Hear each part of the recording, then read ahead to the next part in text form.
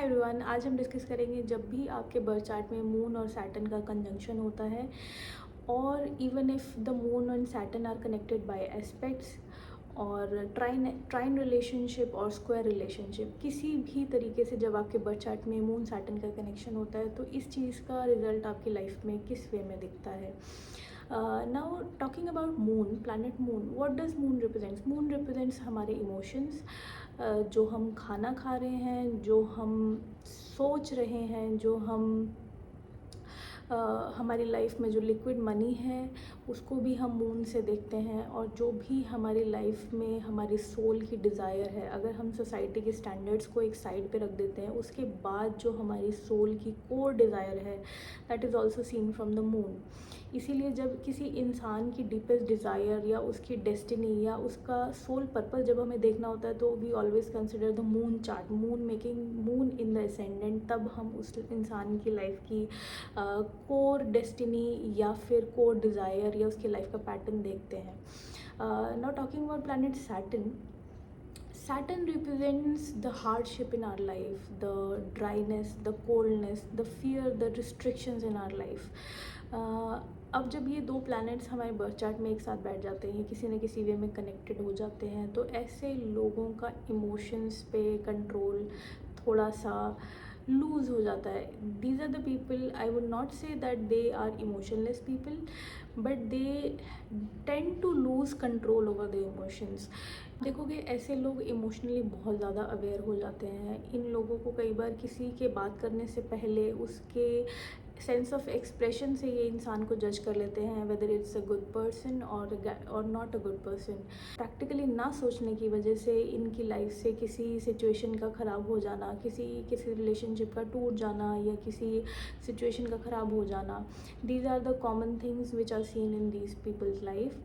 दूसरा, आप देखते हो कि जब भी इंसान का कंट्रोल अपने इमोशंस के ऊपर से जाता है तो इसके कॉन्सिक्वेंसेस आपको उसकी लाइफ में अदर डायमेंशंस में भी दिखते हैं।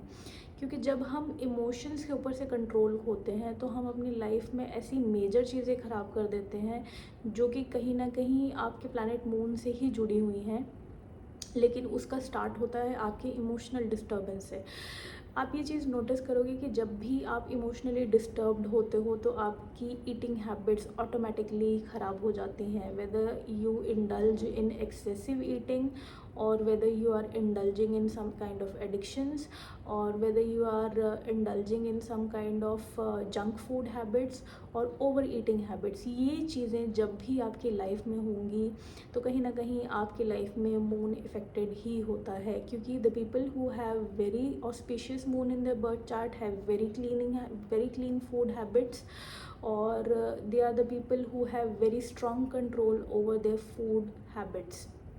तो सबसे पहली चीज़ आपको यही दिखेगी जब भी आपके बर्थ चार्ट में मून सैटर्न का कंजंक्शन होता है, तो due to not having control over your emotions these people tend to have over eating habits और इमोशनल ईटिंग हैबिट्स। बेसिकली ये लोग कई बार इस इमोशनल ईटिंग हैबिट की वजह से अपनी डाइजेशन को, अपने गट हेल्थ को ख़राब कर लेते हैं, जिसकी वजह से as we all know it's a very common saying कि जो भी आप खाते हो वही आपके थॉट प्रोसेस को प्रोड्यूस करता है। उसी की वजह से कि जो आप खाते हो वही आप सोचते हो। इसका मतलब ये है कि आपकी माइंड और आपके गट हेल्थ और आपकी डाइजेशन का बहुत स्ट्रॉन्ग रिलेशन है। इसीलिए इंसान जो है बहुत टाइम से ऐसी प्रैक्टिसेस में इन्वॉल्व है, like fasting, like avoiding certain kind of food in certain kind of weather situation, certain kind of seasons. ये सब इसीलिए है।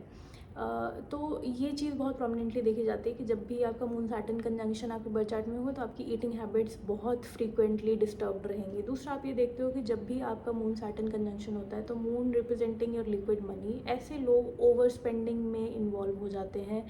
These people tend to lose their decision about कि क्या चीज़ की ज़रूरत है और क्या इनको लेना चाहिए या क्या कहाँ इनको स्पेंड करना चाहिए, उस चीज़ का डिसीजन ये नहीं ले पाते हैं। They tend to over spend a lot जिसकी वजह से इनकी लाइफ में कई बार डेट्स भी आना स्टार्ट हो जाते हैं। कई बार ये अपनी इनकम को कंसिडर ना करते हुए कई बार ऐसे खर्चे कर देते हैं, जिसकी वजह से इनकी लाइफ में थोड़ा स्ट्रेस भी आ जाता है। And this all is because of moon Saturn conjunction. तीसरा चीज़ आप देखोगे, ऐसे लोगों की लाइफ में ये सबसे ज़्यादा प्रॉब्लम ये है कि इनकी लाइफ में ये अपने आप को एक्सप्रेस नहीं कर पाते हैं। Expression of emotions is lacking in their life. चाहे ये हर चीज़ फील कर रहे हैं, चाहे ये हर चीज़ हर एंगल से समझ रहे हैं, हर सिचुएशन को समझ रहे हैं, लेकिन फिर भी कहीं ना कहीं ये उस इमोशन को एक्सप्रेस नहीं कर पाते हैं बिकॉज ऑफ सैटर्न की कोल्डनेस की वजह से। सैटर्न जो इमोशंस को फील करने की कैपेसिटी है उसको ड्राई अप कर देता है, जिसकी वजह से इनके काफ़ी रिलेशंस इनकी लाइफ से हो सकता है, काफ़ी सिचुएशन जो इनके फेवर में थी वो इनके फेवर में नहीं रहती है बिकॉज इन्होंने अपना स्टैंड नहीं लिया या अपने लिए अपने आप को डिफेंड नहीं किया किसी सिचुएशन में। इस वजह से इनके बहुत सारे रिलेशन, बहुत सारी सिचुएशंस इनके हाथ से चली जाती हैं कई बार। नाउ ये चीज़ डिपेंड करता है किसकी लाइफ में किस वे से मैनिफेस्ट हो रही है, क्योंकि डिपेंड करता है वो पोजीशन कौन से हाउस में है और कौन से और प्लैनेट्स उसके साथ कनेक्टेड है। Like if you see this conjunction in the 4th house for example, तो ऐसा इंसान कहीं ना कहीं अपनी मदर, हो सकता है कि ये जो हार्डशिप्स हैं, ये जो प्रॉब्लम्स हैं, हो सकता है ये उसकी मदर के साथ ज़्यादा है, इंसान के साथ कम है।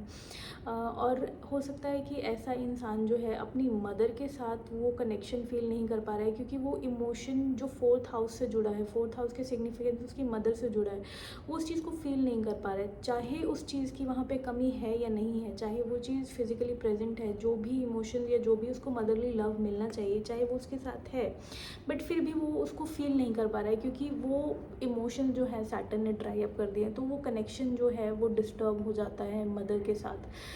यही सिग्निफिकेंस आपको हर एक चार्ट में, हर एक प्लेसमेंट, हर एक हाउस में डिफ़र करेंगे।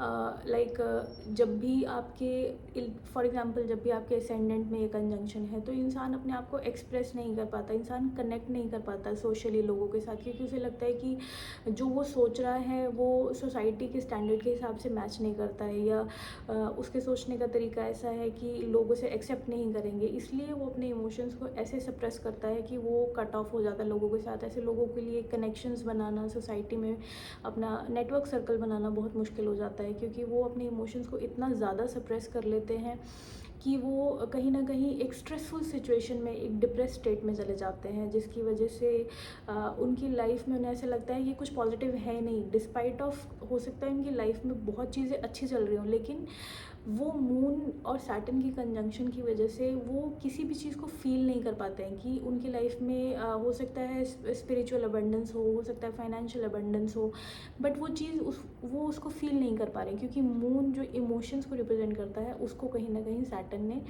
सप्रेस कर दिया, तो वो लोग फील ही नहीं कर पाएंगे उस चीज़ को, उस खुशी को जो उनकी लाइफ में है।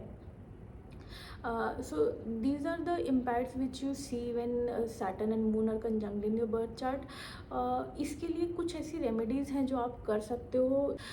इसमें आप क्या कर सकते हैं, because moon is the planet representing your emotions, your mind, your soul, so you should start practicing meditation for some time. You should start practicing मौन, silence for some time. You should spare some time from the day जिसमें आप कुछ ना बोलें, सिर्फ अपने साथ time spend करें, अपने माइंड में क्लैरिटी ऑफ थॉट्स लेकर आएँ कि आपको आपके क्या गोल्स हैं, आपकी लाइफ में क्या पॉजिटिव चीज़ें चल रही हैं, आपने क्या अचीव कर लिया, just about the positive things that are going in your life, उनके बारे में सोचिए।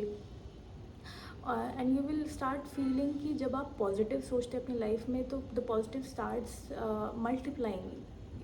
You will feel this happening in your life when you practice this continuously. So even if you are not able to do the meditation, just start spending some time with yourself and you will feel that your mind is feeling happy, blissful. दूसरी चीज़ आप क्या कर सकते हैं, जब भी आपकी life में कुछ आप फील करें कि ये कंजंक्शन आपको नेगेटिव रिजल्ट दे रहा है, you can just start eating clean food, start eating home cooked food, and start eating clean basically. अच्छी क्लीनिंग हैबिट्स और डिसिप्लिन लाइए अपने खाने में कि जिस टाइम आपको खाना है आपको उसी टाइम खाना है। ये नहीं कि आपने आज किसी टाइम खा लिया तो आपने अगले दिन किसी और टाइम खा लिया। No, just make a disciplined way of eating.